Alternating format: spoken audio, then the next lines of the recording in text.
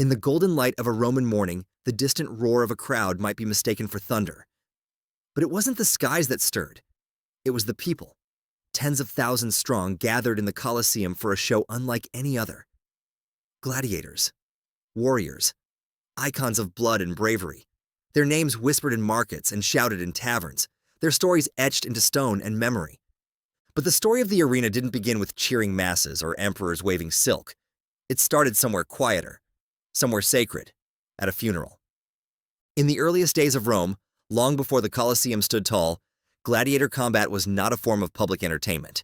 It was a sacred ritual. At the funerals of Rome's wealthiest elites, enslaved fighters were made to duel one another to the death, not out of cruelty or spectacle, but as an offering. It was believed that by shedding blood, the spirit of the deceased would be purified and prepared for its journey into the afterlife. Death served death, and the fallen provided a kind of sacrificial passport to eternity. This tradition didn't spring from Roman soil alone. It was borrowed, as so many Roman things were, from an older people, the Etruscans. Their mysterious culture and elaborate funeral rites laid the foundation for what would become a Roman obsession. But where the Etruscans had seen sacred ritual, the Romans saw something else waiting to be born: a stage, a crowd, a spectacle. As the Republic grew and transformed into an empire, so too did this once private rite. Gladiatorial combat moved from family tombs to public forums. No longer limited to funerals, it became a tool of the state, a way to pacify the masses and flex political muscle. Senators and would-be emperors began sponsoring games as acts of generosity, hoping to curry favor with the people. Admission was free, bread was provided, the blood flowed, and the crowds came back for more. This marked the beginning of the arena not as a place of mourning, but of entertainment. A place where men fought for glory, freedom, or survival. Where lives were spent like coin. And yet, beneath the violence, there remained a thread of the sacred. A belief that combat revealed the truth of a man's soul. That in the clash of steel and the heat of battle, something divine could be glimpsed, if only for a moment. But as the years passed, even that sacred thread began to fray. The Romans, ever hungry for novelty, began to demand more. More blood, more chaos, more showmanship. The arena would soon be home not just to duels, but to blindfolded fighters, chariot battles, and deadly encounters with beasts of every shape and size. This was just the beginning. Because in Rome, even death had an audience, and the curtain was only starting to rise. By the time gladiator combat had evolved into a public event, the Romans had already grown accustomed to the sight of men locked in mortal combat. For a culture steeped in war, conquest, and honor, the bloodshed of the arena quickly became familiar. And as with anything familiar, the crowds began to crave something more. Ordinary duels weren't enough. The people wanted surprise, danger, novelty, and the promoters, always eager to outdo each other, were happy to oblige. The games began to adopt gimmicks, each one more outrageous than the last. One of the strangest was the andabata match. In these bizarre duels, gladiators were forced to fight blindfolded, or more precisely, with helmets sealed shut. No eye holes, no visibility, no idea where their opponent was. These unfortunate men stumbled across the sands, swinging blindly, hoping their next step didn't lead to a blade. To make matters worse, these fighters weren't allowed to wear armor. Stripped down to nothing but loincloths and sandals, they were easy targets, exposed to every cut and strike. The result was a clumsy, chaotic, and often brutally short display that thrilled the bloodthirsty crowd. But the dangers of the arena didn't end with blindfolds. Rome was an empire of beasts, real ones, imported from every corner of its vast dominion. Lions from Africa, elephants from the east, crocodiles from the Nile. These creatures were paraded into the Colosseum, not as curiosities, but as instruments of death. The opening act of many gladiator games featured wild animal hunts, known as venaciones. Here, skilled fighters called venatores took the stage. These men were trained hunters, equipped with spears, javelins, and bows.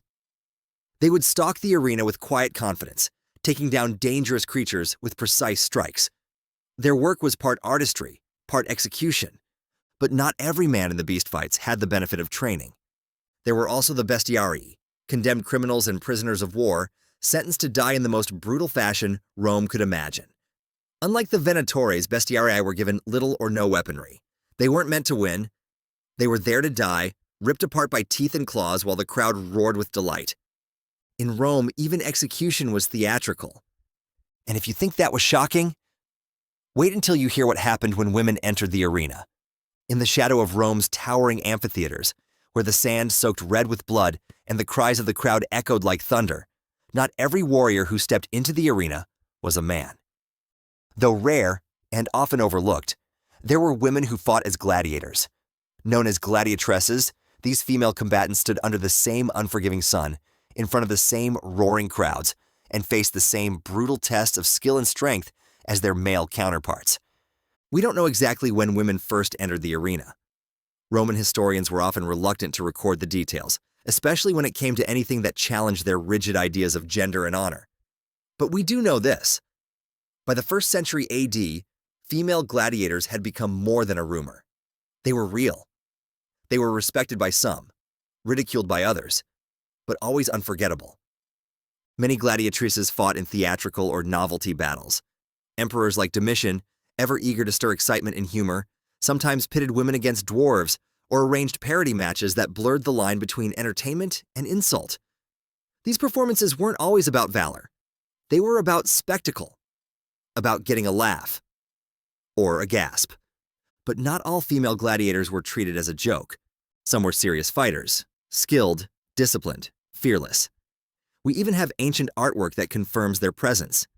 In the city of Halicarnassus, a relief carving immortalizes a duel between two women named Amazon and Achillea. According to the inscription, the match ended in a draw. So impressive were their skills, both were granted release, a rare honor in the gladiator world. Despite this, gladiatresses were never widely accepted by Roman society. Many saw them as vulgar, unnatural, entertainers crossing a line they were never meant to approach.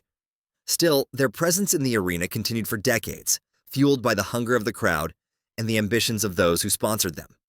But like all things Rome found fashionable, it didn't last. In the year 200 AD, Emperor Septimius Severus issued a ban. No more female gladiators. Perhaps he was responding to moral pressure. Perhaps it was an effort to restore Roman dignity. Or maybe, just maybe, he was worried that these women, fighting for glory under the same rules as men, were proving a little too powerful for comfort. Whatever the reason, the age of the gladiatress came to an end. But their legacy still lingers, half buried beneath centuries of dust and denial. We've been trained by pop culture to imagine every gladiator match as a duel to the death. Steel clashing, sand flying, one man standing victorious while the other lies broken beneath him. But the truth? It's far more complicated. You see, gladiators weren't disposable. They were expensive. Training a single fighter took months, sometimes years, and required expert instructors, rigorous diets, and constant conditioning. A well-trained gladiator was a serious investment. Feeding them, housing them, healing their injuries, this all cost money. So while the games may have looked like senseless slaughter to outsiders, they were actually managed with a surprising level of practicality.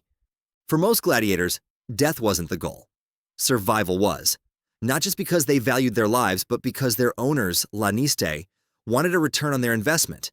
This meant that even in defeat, a gladiator could walk away if he had fought well enough to entertain the crowd. And that's where things get fascinating. If a bout became stale, if both men grew tired, circling each other, trading half-hearted blows, it could be declared a draw. The match would end, the crowd would grumble, and new fighters would take the stage. But if the duel was spectacular, if both combatants gave the crowd a battle worthy of legend, they might both be spared, celebrated, and sent back to recover in honor. It wasn't just about winning. It was about putting on a show. This system meant that gladiators, like today's athletes, could build fan bases. A popular fighter, brave, skilled, dramatic, might be spared again and again simply because the crowd loved him. It was a brutal profession, yes, but it was also a performance. A strange blend of combat and theater, life and death, sweat and spectacle. And for the men who stepped into that ring, survival was often a matter of skill, showmanship, and the whims of the crowd. By now, we know the life of a Roman gladiator wasn't just about combat. It was an entire ecosystem, a world of politics, performance, training, and survival. But there's still more to explore in the twilight of the games.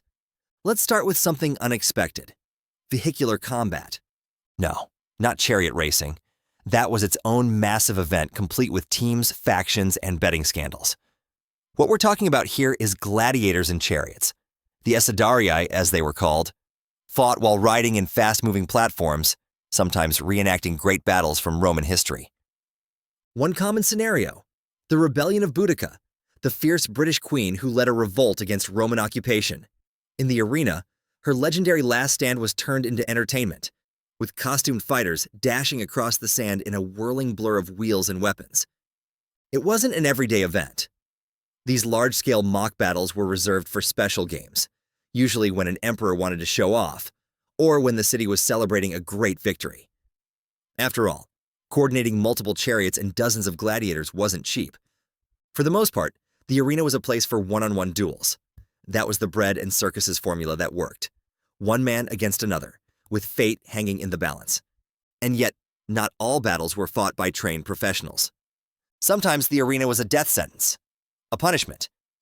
Criminals and prisoners, those who committed especially heinous crimes, were tossed into the ring without weapons, without training, without hope. These poor souls were known as bestiarii, and they often faced wild animals instead of human opponents. Crocodiles, lions, bears. The animals weren't always pitted against other beasts. Sometimes they were made to face the condemned. No armor, no escape. Just the slow, brutal countdown of the crowd's cheers. And what if someone refused to fight? What if a man simply said no? The answer was simple. He would be beaten, tortured, sometimes even branded with hot iron rods to force him into the arena. The only way out was death. Or, in very rare cases, a successful plea to the emperor. But mercy in Rome wasn't guaranteed. Yet despite all of this, despite the cruelty, the danger, the bloodshed, gladiators were admired. They were the rock stars of their time. Crowds chanted their names. Children collected figurines of them. Women fell in love with them. And emperors envied their popularity. Even Commodus, the infamous emperor, couldn't resist. He entered the arena himself, believing he was a warrior descended from the gods. Of course, he fought rigged matches, victories carefully staged to preserve his ego. But the crowd still came, still cheered, and still watched. Every single time. Gladiators carried the weight of legend. Their weapons were an extension of their identity: curved blades for Thracians, tridents and nets for Retiarii, heavy shields for Myrmidons. Every fighter was a character, a symbol, a walking story of survival. And when their time finally came, when they could no longer fight or were granted their freedom, they became legends, statues, myths, echoes in the sand. So the next time you think of a gladiator, don't just imagine blood and steel. Imagine a life spent under the gaze of thousands. Imagine the pressure to perform, the fear, the pride, the triumph, and above all, imagine the silence after the final cheer fades. That's where the story ends. Thank you so much for watching. Hit that subscribe button if you'd like to see more, and we'll see you in the next one.